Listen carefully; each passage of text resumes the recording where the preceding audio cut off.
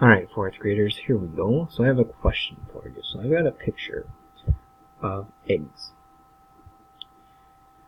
And there are 12 eggs. And they're arranged here in a package that you see like at a store.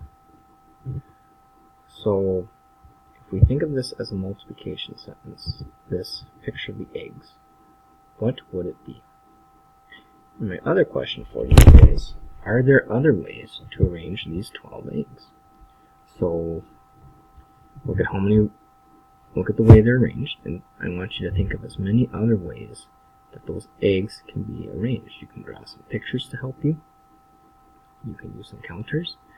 I would like you to bring pictures of what you've done. So even if you use counters, please draw what you're doing as you do that. So my questions for you are this picture of the eggs, what multiplication sentence would this be showing? And what are other ways that we can arrange the eggs? So what I mean by that is, look at, for example, there's 2 rows here, right? And you can figure out how many eggs there are. What would happen if we tried a different amount of rows with those 12 eggs?